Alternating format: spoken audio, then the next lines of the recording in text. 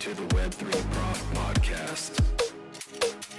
Good morning and good afternoon, everyone. I have Benny Giang with me here, who is CEO and co-founder of Future Primitive. Thanks for being with me here today. Hey, Jared. Thanks for having me here. Really excited about this podcast. So, you're almost like a bit of a mythical creature in the world of crypto as far as I'm concerned. So it's cool to have you here. You have done a lot of really cool stuff and been involved in some significant things in the ecosystem. So why don't you just lay a foundation? Like, how did you get into Web3? And, kind of give us the journey into now owning your own company today. Yeah, so I've been in startups for 8 years. I went to school. I was born and raised in Calgary, so Haskayne School of Business. I still think it's better than solder, but okay. So I went there and I was studying marketing and also psychology. And I ended up dropping out third year of school, so never graduated. I was working at a startup company in Calgary that was in the advertising business, and it expanded really quickly. And I took a semester off and never went back. And so my journey really started from a marketing perspective of like learning digital marketing and Google Ads and all these things, and ended up landed me. I was at that startup in Calgary. I did that for about 2 years and then moved to Kamloops, surprisingly, for about 8 months. I worked at a startup company that was doing industrial IoT devices for like oil fields and all of that. And yeah, you'd be surprised. The Kamloops scene has a really tight-knit tech industry that's really focused on like more heavier industries. So I spent 8 months there, and then I finally landed my dream job here in Vancouver as a social media intern at Axiom Zen, the venture studio. And at that time, it was about 40-ish people, and I was brought on board through Mac Lavelle, whom is really well known in the VR space and Web3 and Crypto Kitties. And so I spent about a year and a half at Axiom Zen, dabbling into all sorts of areas. Like we worked on VR live streaming app, location-based dating. We worked on talent apps, enterprise, productivity, SaaS. So as you know, Axiom Zen has a rich history in the city, and it was tech agnostic. And somewhere along the line, we had a really long conversation, me and Arthur. We worked hand in hand on a lot of these products. Is that Arthur Camara? Yeah, Arthur Camara. And we had a meeting with Roham, and he was like, "Hey, have the two of you heard about the crypto and Ethereum?" And this is like 2016, and all I knew was like a little bit about Bitcoin and how some guy bought pizza with Bitcoin. And I started to hear ICOs as a thing, and I looked into it and I was like, this is like super scammy and weird. Like, I want to build a real tech company. Like, I read Lean Startup, I read Paul Graham's essays, and I was like, listening to Stratechery. Like, I was into that whole thing, and I was like, Roham, you're crazy. Like, what are you talking about crypto? Like, this is pretty scammy. And he's like, hey, why don't you and Arthur, because at that time, me and Arthur were building a tech company called Toby inside of Axiom Zen. It was a Chrome extension that helps manage your browser tabs. And we grew it to about 250,000 users within a few months. And we were like, fine, we'll take a month and just learn about crypto and all of that. And then we came back, and Roham was like, hey, so there was a team. It was called The Jungle at that time. There was an area in the office called The Jungle. That's where Mac and Dieter, Fabiano, and a few others were experimenting with crypto-related things. They were thinking about like decentralized ID. They were thinking about tokenizing real estate, real-world assets, and all these things. And they kind of started the early beginnings of Crypto Kitties, like the genetic modeling, all of that. But the Jungle disbanded, and everybody kind of went back into like working in other areas like Zen Hub and all of that. And Roham told me and Arthur, like, hey, why don't you two like go on a sabbatical and revive this kitty project and assemble the team again and launch it? And because the thing is, Axiom Zen didn't really have a strong reputation in the crypto world yet. So we needed to just launch a toy project to learn Solidity and just like get it out there. And then we could move on to more like enterprise solutions with the crypto. So we assembled a team and we planned the whole ETH Waterloo alpha launch. So we flew there, me, Fabiano, Jordan, Arthur. and that's when we launched Crypto Kitties in 2017. I met Vitalik then, and at that particular event, it was the first ETH Global event ever, and it was really crazy because all the who's were there, right? Linda Shi from Coinbase and Jesse, who now runs Base, was there. Dan Finley from MetaMask was there. The whole Brave team was there, and so it was like all these pockets. Wow. Some of them have already launched, multi-million-dollar companies have exited, etc., etc. And so we were like the new kids on the block, touting like, hey, digital collectibles and NFTs, and people looked at us really weirdly because everyone was wanting to build a wallet at that point. Okay. There was Toshi wallet, all these wallets, and that was the thing of the day. And so we launched it there, it blew up, and then me and Arthur never actually went back to Toby, the startup. Yeah. And then we formed Dapper Labs, and I became employee number 13. And as you know, Dapper grew to about 650 in the last several years, and then kind of reduced it, but it went up to 650. Wow. And so you're no longer with Dapper Labs, is that correct? So what are you doing now? Yeah, so I left Dapper Labs October 2021, so it's about 2 years now, and then I co-founded Future Primitive. It was an on-chain product studio. The genesis of it was while I spent the last 6 years at Dapper and Axiom Zen, I've always been fascinated by the intersection of culture and crypto. And a few things that most people don't know. One is beyond Crypto Kitties, other things that I did was we built the first custom hardware wallet that held a Crypto Kitty that went for auction in 2018 at the Ethereum Summit in Brooklyn. And so we started to, me and Gile, the artist, and a few others engineers, we were experimenting with like hardware, like physical to digital, and crypto art around that period. The other thing that I've been really interested in is digital fashion. So the Fabricant is a digital fashion house from Amsterdam, and I teamed up with them to sell the first digital dress NFT in around 2019 in Brooklyn as well.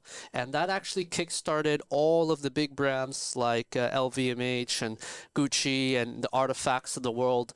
They saw when that dress sold, it was like, okay, this could be a thing. Right. And that kind of wave started to emerge. Yeah.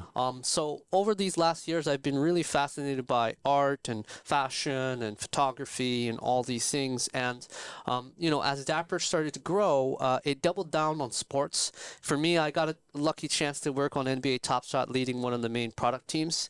And for me, the reason why I took that on was I felt like the category of sports collectible still needed to be proven out. There were several companies that have attempted it in the past, but no one has kind of matched it correctly. And some things that I always say is like people mistakenly think that Top Shot just happened overnight. And the real story is that we collectively as a company, as a team, spent nearly 1,000 hours plus on user interviews. Wow. Like similar to what we're doing here, we would actually fly NBA fans and basketball card collectors and people who collect sneakers to Vancouver, and our design team, including me and the product side and all that, would interview all these people for months on end, trying to really understand like what is it that what form factor really fit. And we had all these prototypes, so it didn't just happen overnight. It was through a lot of homework that we did. That's interesting because I have talked to so many people from Dapper Labs and I have never heard that before. Yes, that's fascinating. Yeah. So you would find these kind of almost like influencers in the card collecting world, and you would bring them here and figure out why is it they're into this and what do they like and why do they buy stuff. Exactly. Yeah. Wow, that's fascinating. Yeah, we would show them prototypes and be like, hey, would you collect this thing? And a lot of them didn't even know about crypto. And what's really, I always say is I think as people think about building companies or products, that by conducting the user interviews, you're actually building the initial community for your product, right? So all those hundreds of people that flew down and we had interviews, they actually became the first NBA Top Shot collectors, along with the Crypto Kitties like community. And we kind of merged that, and that became the genesis, right? Wow. On top of that, by collaborating with the NBA, they gave us the distribution funnel to their entire newsletter base, which is in the millions. Yeah. So so when you had that mixture, it actually created the right dynamic of like NBA fans and crypto holders or Crypto Kitties holders. Yeah. And then there was like the Mark Cubans and the Gary V's of the world, who a lot of people again don't know, but Roham and the team had been talking to Mark Cuban and Gary V for months on end before they started going vocal about it on their own channels. And that to me is like, you add all these elements up together, that became like the I guess the kindling for the last movement of NFTs, and then Clubhouse was the last like domino, right? The emergence of Clubhouse, where everybody was in these group chats, and you had the Mark Cubans and the Gary V's, the Steve Aoki's in there, like talking about NFTs all day long.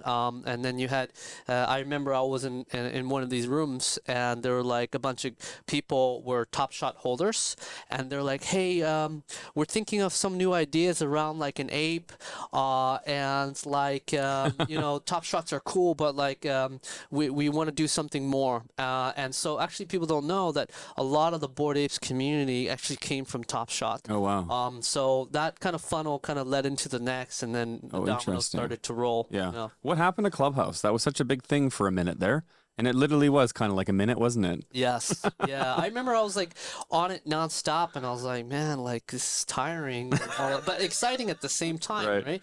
I personally think is that they opened up the funnel way too quickly, right? It went from like this exclusive community that was VC driven, and then some founders, and then, you know, people who had some really interesting subjects to talk about.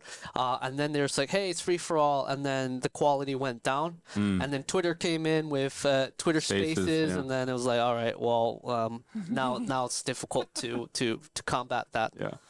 What's the deal with the clothing you wear? I notice you don't dress like most people. Yeah, so our team every year at Future Primitive, we design team uniforms or outfits. Yeah. So we're designing now season 3 because we're entering the 3rd year. We had season 1, season 2. The general theme that we kind of go for is usually workwear.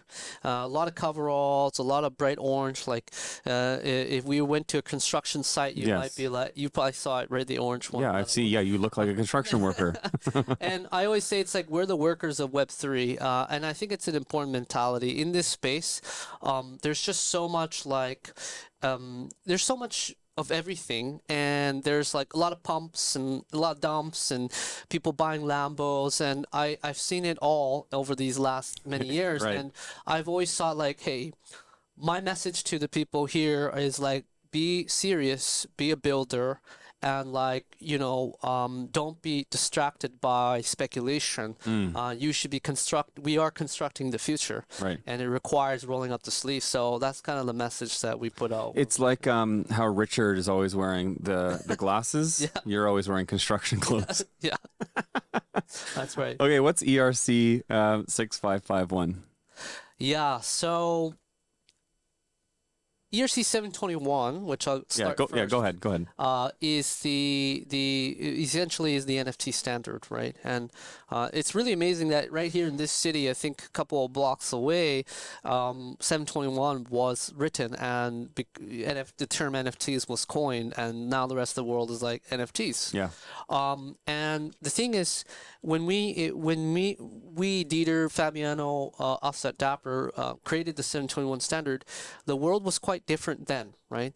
There's a few things. One is the standard 721 is very simple, right? It just specifies a unique digital object that you can buy, right?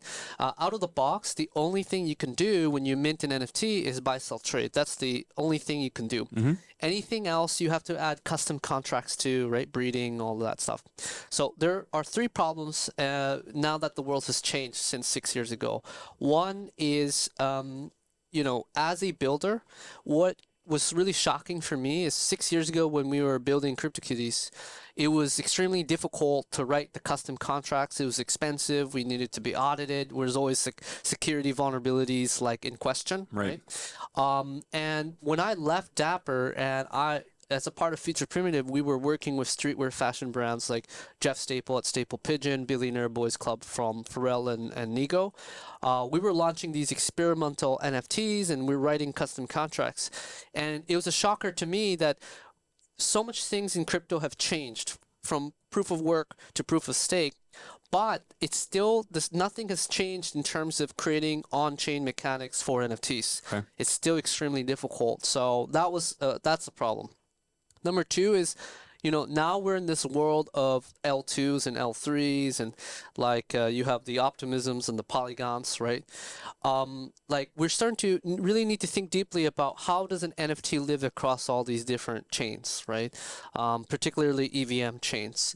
And that problem is not solved. It's really difficult right now. If you have an NFT on mainnet and you want to bring it to Optimism or something like that, you have to lock it up in a central bridging contract, or you burn it and you mint a clone on this chain and it destroys the other one, right?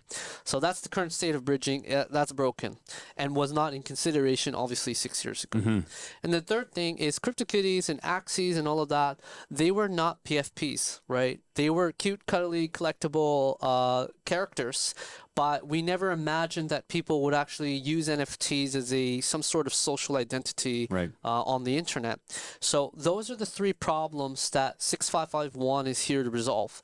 6551, otherwise known as token-bound accounts, what it does in the most simplest term is it links every single pre-existing NFT with its own wallet or account. That means every CryptoKitty, every Bored Ape, every Azuki, even all the NFTs that you've created, if they were on EVM chain, they would have their own wallets and account. And you might be asking, why is that important? Right. I was going to ask that. Well, yeah, so it's important because a few things. One is it means that every NFT now has the possibility of asset ownership. So I could put an NFT in an NFT in an NFT. I could put ETH, USDC. I could put Benny coins inside of an NFT and give it to you. So asset ownership of an NFT is really cool because it makes it multidimensional and makes it be able to hold things, right? The second thing is social identity. So because an NFT now has a wallet, I'm sure everyone knows like the whole, when you go to OpenSea or any dApp, you click connect wallet and you pick MetaMask, right? Now, most people don't know, but you can actually connect as your NFT on OpenSea. Okay. So you could log in as your Bored Ape, you can log in as your Azuki. So not only are you just screenshotting your PFP and putting it on your Twitter, you can actually log in as that identity on chain. Okay. And whenever you're creating, let's say you log into Uniswap as your doodles, right? And you're doing a swap, you're actually creating transaction history that lives with the doodle, not the MetaMask. Okay. And so that's the second thing. So can I just ask, yeah. so that sounds like a cool idea, but in practice, why do I want that? Why do I care that my doodle is able to perform transactions, or why do I care that my doodle can hold NFTs or crypto? Absolutely. So that actually leads to the third reason. And the third thing that token-bound accounts add to an NFT is programmability. So we envision a future where, let's say you own 100 NFTs, right? You might pick one or two that you associate with, like personality-wise, and you might use it to log in, or you create a Twitter profile and all of that, right? But the 98 NFTs that are sitting in your wallet are doing nothing, right? They just sit there, collect virtual dust, right? Virtual dust. Exactly. Well, I don't even know if that's. I guess there's no dust on chain. Right? I like it though. But what we imagine is this future where you can actually program them to perform productivity tasks on chain for you. For example, imagine you can ask your Moonbird to perform MEV on Uniswap, or your Azuki to curate and collect the latest music NFTs on Sound, or your Doodles to buy the latest Zora NFTs. We start to move to this area where, and it really kind of converges with the AI side. On the AI side of things, as you know, there's so much news around it, but they have this whole thing around autonomous agents, where it's about the, like OpenAI or ChatGPT performing tasks for you, right? Yeah. And those two worlds are going to collide very, very soon, where then the way I see it is the brain and the logic is the AI models or the LLMs, the body and the identity and and all of that is the NFT. And so when you combine those two, now you have an agent, or I call them NPCs, networked playable characters, that are on chain, and you control it like a Gundam or like a mech, and you get it to do things for you, right? And so that's why it's important that the NFT could hold assets and can log in, because once you can automate it, it's going to do all those things for you. And so am I wanting my NFTs to do these things for me because they're going to, through AI, be better at flipping NFTs for profit? Are they going to be better at choosing what is the next cool project? I guess I'm asking from the automation perspective. Yeah, you touched on two things. I think that the types of jobs they can do is productivity and entertainment. Productivity can be broken down to like heavy financialization, and it could be like injecting a proprietary LLM that's for arbitraging tokens on chain, and your NFT becomes a really strong in performing that duty. And you could start to imagine, what does it mean for a marketplace of NFTs, where then it's not just like the surface level of what it looks like or the metadata traits or the floor price. Now you're looking at like, hey, is this NFT really got a great trading strategy, or is this NFT got like, I don't know, 50,000 followers on Twitter because it's performing, it's like shit posting on Twitter and creating memes, right? Yeah. And now the NFT value becomes even more non-fungible. Oh, interesting. And so like we started this whole journey, which I find really full circle moment, where like we introduced non-fungible tokens, and then over the last 6 years people have been trying to make it fungible, right? Like you look at Blur, which reduces the NFT to be barely you could see the picture and treat it as commodities, and you see all these like financialization of the NFTs, and it's like this whole mission of like, hey, let's make NFTs fungible tokens. And what we're doing is the counter of that, of like, hey, you know, the NFT is going to have its own unique personality and perform on-chain tasks. We're probably not too far away from an NFT becoming a millionaire, maybe in the next year or so, by basically autonomously like arbitraging the market. Is this happening right now, or this is going to start happening? This is happening now. I mean, there is no millionaire NFT right now, but it's certainly, you know, we've already conducted some demos where we have used the OpenAI LLM and linked it to a Crypto Kitty. And it was giving out riddles, and if you answered out the riddles correctly, it actually airdropped an NFT into your wallet, right? Really?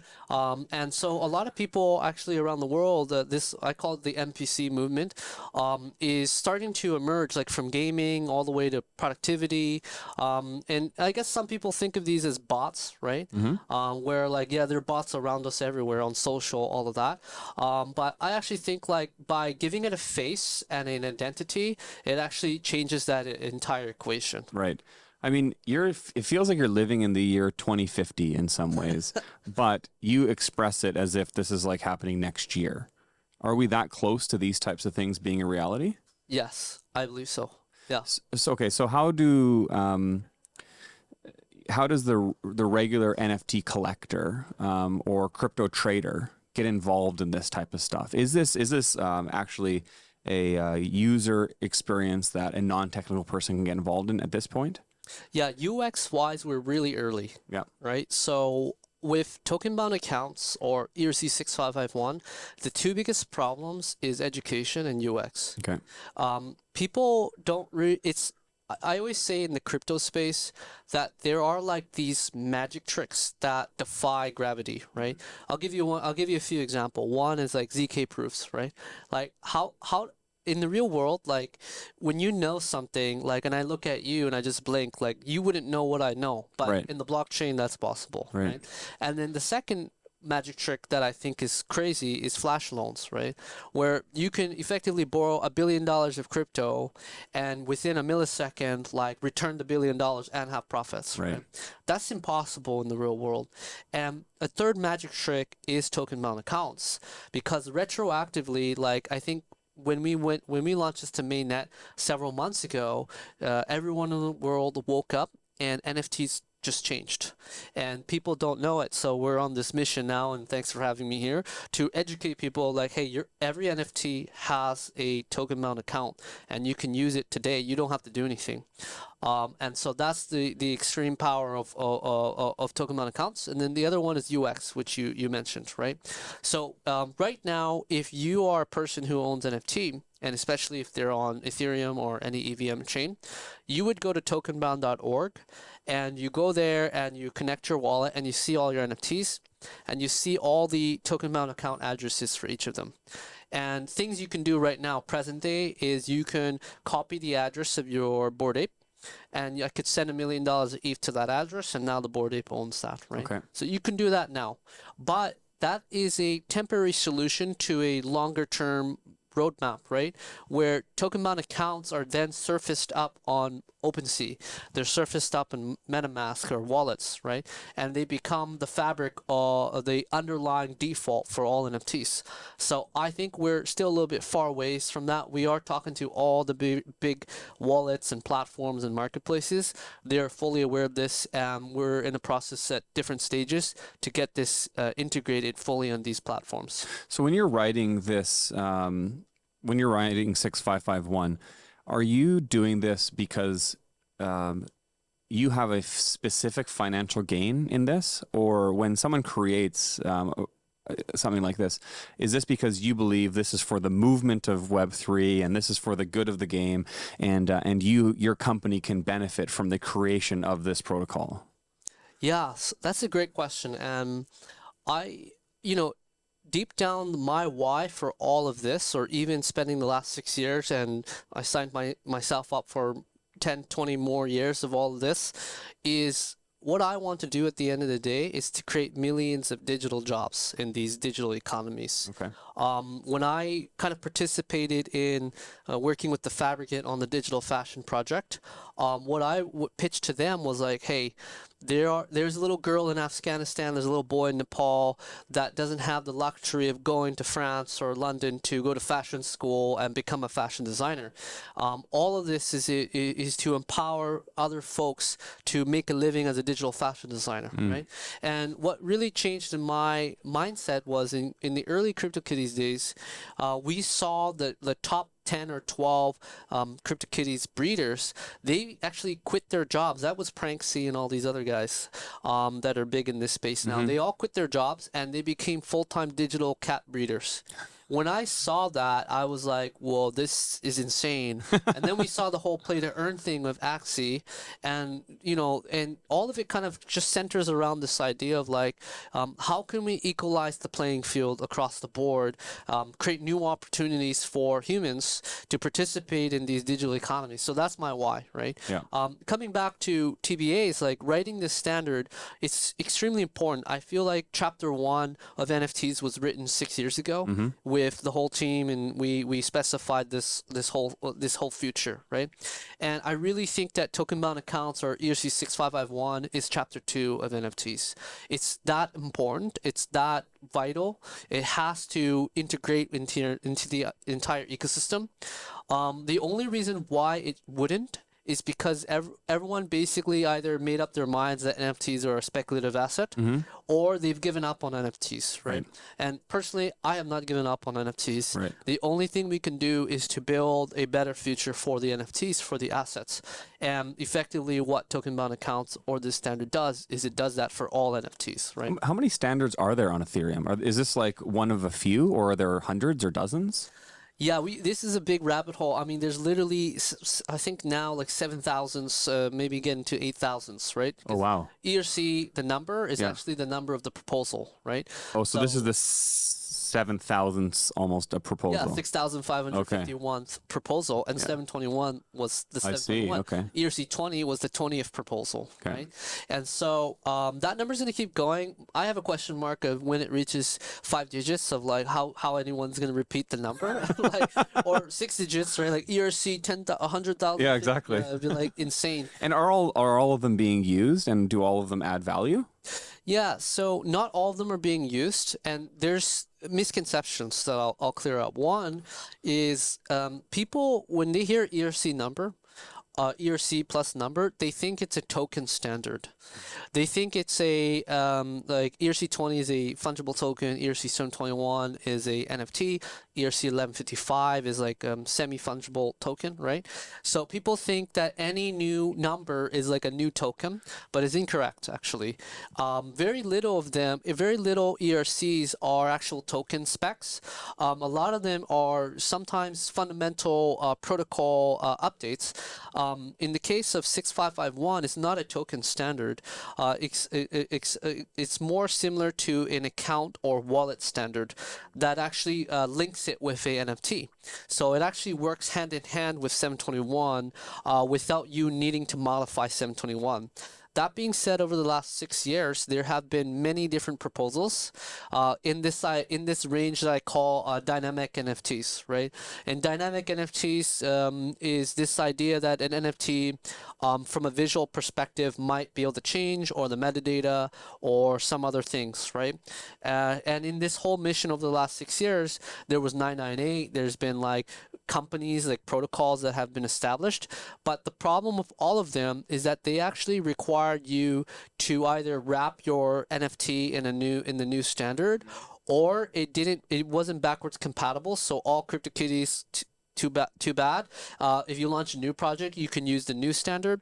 And the difference between 6551 is that what we really wanted is that we wanted a wallet that links with every NFT, so that there would be no no one misses the boat, so to say. So that's effectively what we've done. So with 6551, I just think this is really interesting, because I don't think many people have the chance to talk to someone who created something like this. So did you write this, or do you have a whole team of people that does this? Like, what does this look like? How much money does this cost? Do you know what I mean? Like, how does one get into doing something like this? So we were in San Francisco last October for a hackathon, EVE Global event, and at that time we were working with Jeff Staple on a PFP project called Sapiens. And what we wanted was a PFP project where you can put digital clothing onto the characters, because we're like, why you buy a Bored Ape, but it wears the same clothes forever? I mean, I'm sure everyone changes clothes every day. Yeah. So we kind of like banged our heads against the wall for months. Like, we looked at Artifact and Doodles, and we're like it's not a great experience that you have to pay gas every time you want to equip a clothing or the shoe, right? Yeah. So that's when we had a light bulb moment in San Francisco, where there was another proposal, ERC-4337, or account abstraction. It's another like wallet related thing that was emerging. It's a huge wave backed by Vitalik and like the Ethereum Foundation. And we were like, okay, that's an emerging wave of creating a replacement for MetaMask and all of that, right? And then we looked at NFTs, and it was like, like nothing has really changed. And we kind of had put one and one together. And it was like, what if an NFT had an account or a wallet, a smart contract account, and then it could own the digital clothing? And we actually built that project, Sapiens. We launched it, right? So going back to like how this whole proposal works, is it really stems from like the idea, right? The light bulb moment. Let's say you and I, today we had a light bulb moment of like, hey, this does not exist in the Ethereum space, right? Yeah. The first thing we need to do is conduct a search.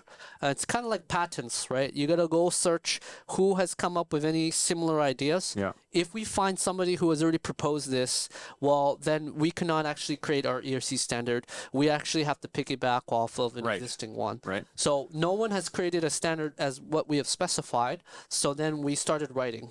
And the writing process is half technical and half like mapping. If you read the standard, maps out like use cases and all these things. So Jaden, our CTO, did all the technical part. He actually built most of the protocol within a week, which is super quick, extremely quick, the whole standard. And then I kind of worked on the use cases and thinking about how it can be used. And then we combine that together, and then we, there are actually reviewers. They call them the Ethereum cat herders, which is kind of funny name, but there's a group of them that actually reviews the ERCs, and they stamp them if it passes, right? So we wrote it, and then at ETH Denver this year, February, March, we sent out the draft, and then it goes through these phases of review and finalized and all these things. Wow, that's fascinating. Yeah. And when you say we, you're referring to Future Primitive did this project? Yeah. Okay. And how many of them are you at Future Primitive? Yeah, so we are a team of 8 in total. Yeah. 6 of us are here in Vancouver, and 1 team member is in Florida, and my co-founder is in San Francisco. So can you tell us a little bit more? I kind of have a sense of what you guys do, but can you be a bit more specific exactly what you guys work on? Yeah, so we started the first year and a half of our company as an on-chain product studio. So we worked with streetwear fashion brands, and we're launching NFTs, all of that. And now we have shifted towards becoming a protocol company. And I know that protocol can mean a lot of things. It can mean like, oh, are you building an L1 blockchain? Or are you building an L2 blockchain? Our protocol is centered around token-bound accounts. The really cool thing about TBAs, which we didn't even get to yet, is let's say you own a Crypto Kitties on mainnet, right?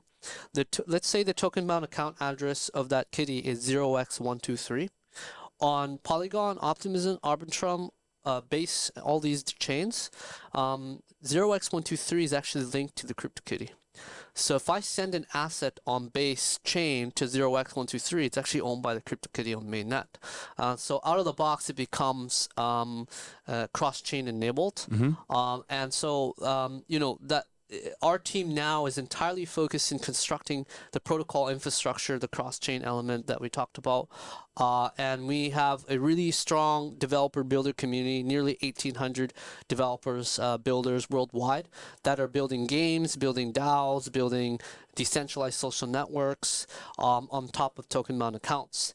And the whole idea is just like leveling up the NFT ecosystem, utilizing what if every NFT now has a wallet, like what sort of things can you do, right? Wow, that's fascinating. What's going on with this camera you have here? You're a fascinating person, I got to say. Like, you can't walk in here, you got this like the camera my dad used to make home videos of me. Yeah. Why do you have this with you? Yeah, so this is a Sony VX2000. We got to hold it up so people can see it in the shot. Yeah, this is what he's hauling around here. Yeah, so it records to tape, mini DV. It's this camera's famous. So all skateboarding videos in the 90s, all the Thrasher videos, all of that is filmed in a device like this. So it has a really rich history of creating that aesthetic. And as I said in the beginning, like the intersection of culture and Web3 is what really fascinates me. You know, I've been carrying this around, filming here and there on the travels of the team, and records to a tape, and then I got to convert it, and I mint it as a mixtape on Zora, and it's free of charge. It's mostly just to, you know, for us, I think the biggest thing. Biggest topic over the last year is about on-chain media, right? Of like, hey, how come there's no on-chain media, all these things? And I just took it upon myself of like, well, I mean, I could literally hold the camera and film and then make NFTs, right? Yeah. Why not? Yeah. I don't know if you know the story of Justin Khan, the co-founder of Twitch. No, tell us. So if you look it up, in the early days, he actually put a backpack that had a computer, and he strapped the webcam to his hat, and he was live streaming his life 24/7. It was called Justin.tv. I've never heard that. Yeah. Okay. So he would walk around Silicon Valley and like film everything, right? And people started watching that live stream, and that was like the beginning of it. Wow. And then other people, there was a girl, her name was Justine, and she was like, hey, how do I set this up for myself? And he showed her how to do it. She started streaming her life. And then eventually they started Twitch. And they found out that live streaming lifestyle was cool, but then people wanted to watch gaming. Yeah. That became the big thing. And so I very much in that same way dog fooded, like, hey, if we really want a reality of on-chain media, like videos and photos, like minted on-chain that lasts forever, well, I mean, we have everything around us to do so. And the UX actually has improved dramatically to mint your own mixtapes and videos and all that. So why don't you try it, right? So that's effectively what I'm doing here now. I've always heard that like hosting on-chain media is either slow or costly or inefficient, and that there isn't really a reason to do so. But you're obviously taking a different approach. Can you explain that? Yeah, so I come from this is gonna get philosophical. I've done a few talks about this, but like you know, I feel like content that's hosted on platforms, I'm sure this podcast will be hosted on many platforms, there is a inherent platform risk, right? Where the platform might ban you or they might delete it or I don't know, like all sorts of stuff, right? And I think it's really sad that as humanity goes more digital and more online, we rely on a lot of these platforms. We create a lot of content like Vine or whatever, or Tumblr, and then they shut down because they run out of money or something, and then whole troves of human history are deleted off the face of Earth. That's effectively like lighting a whole library on fire. I mean, if that actually happened, like the Vancouver Library or New York, I'm sure a lot of us would be very upset that knowledge has been evaporated, right? But in the digital world, it happens all the time. And the really cool thing is you have Internet Archive here in Canada, and you have other similar not-profits out there. But my kind of mindset is like, at the end of the day, it's less about speculation and money. It's more about what does it mean to upload human history where it will last, hopefully forever, right? Depending on the chain you go for. Of course, I always go Ethereum mainnet because that's just where I go. I think that's going to last a while. And so that's kind of where I come from, right? Now, when I mint a mixtape, it cost me quite a lot of money. Like anywhere from $40, $50 to $100 depends on gas. Is that just the gas that you're paying? Yeah, gas, and depends on like 721 or 1155. Right. On Solana you can do that for like fraction of a penny, right? Yes, I know. I know on Flow and all these. So the reason why I go on ETH mainnet is because I think it's like the tax you pay for potential longevity. I mean, I'm making a bet here, right? Of course, like everyone has each their own. I've become I was heavy on ETH and then went on Flow, and then now I'm like heavy on ETH for sure, or EVM. And so yeah, I think it's like, hey, if you were to make a book and you want it to be published and you want it to be made a hardcover, right? I mean, there's cost associated. Well, for me, minting it, that's the cost, right? That's one of the reasons why I mint mixtapes for fun. I mean, I think that's interesting. And when you're creating the content, are you conscious of the content you're creating? You kind of said the journey of your company. Is that kind of the theme of what you're trying to do here? Yeah, so part of it is filming the culture too. Like I always kind of make a joke, like I'm making a Web3 or NFT documentary because I do actually have a lot of footage. I have a lot of footage from back in the day of Crypto Kitties, and I have a lot of footage through these last 6 years. And as a team, we record every meeting that we have. You do? Yeah. Oh, wow. So we have like lots and lots and lots of videos. I was like, one day Netflix. Are you being serious? Are you being serious? Like you want to make a documentary about this? I think that'd be super interesting. I mean, that would be really cool. You need a scandal, though. Yeah. Yeah. Hopefully, it's not involving me. Right. Just like start talking about Quadriga or one of these scandals and throw that in the mix, and something then spicy. Yeah, you need something spicy. I don't know your board meetings are going to cut it. Yeah. Yeah. So So that's kind of like the thing. And right now, one of the projects that we're experimenting with is around photography. And it's this idea of like, can we build something where with a click of a button, you mint a photo? So we're currently experimenting with that, and all of this relates to token bound accounts because I have this philosophy now where that I think. It's a play on Andreessen Horowitz's tagline of "Software is eating the world." I have it on my Twitter. NFTs are eating the world. Yeah, I saw that. And I really believe that NFTs are gonna consume everything, because now the NFT has a wallet. Like, if you sign up for a website, instead of like making you download MetaMask or making you provision you a wallet, you could actually just airdrop them an NFT and it has a wallet, and it could be their wallet, right? Wow. So NFTs become everything, and that's kind of like my whole thing that I truly do believe in. Yeah. Do you are you an ETH maxi? And do you trade crypto? I don't. Yeah, I mean, I'm so poor at this. I remember when Crypto Kitties we were building it, and I looked at a CryptoPunk, and it was like $100, and I was like, they look kind of lame. Like, I'm not really into it, and I never bought it. And then at Dapper we were not allowed to trade, so we never got Crypto Kitties. So I missed all these boats and ups and downs, and even today, I mean, like I do believe ETH will go back up or Bitcoin, whatever, right? Yeah. I don't own that much, to be honest. So it doesn't mean that I don't believe in it or don't support it. I mean, my life's work and everything I build is in this area. But I think having like a mass exposure to that, it changes the way you make certain decisions. So you have to be very rigorous in kind of the isolation of like, hey, I'm building this, but I don't have like my bags on the line. And some would say, well, then you're not very serious enough to not have your bags on the line. But I mean, I still want to like pay rent and like like, be able to live in Vancouver because rent is so high. I mean, I think it's clear you're committed by building a company around the whole technology and a documentary and all the other things that you're doing. I don't think anyone can question your commitment. That's for sure. Well, it's been super interesting chatting with you, Benny. I really appreciate you spending some time with me and learning about Future Primitive and some of the technology that you're building.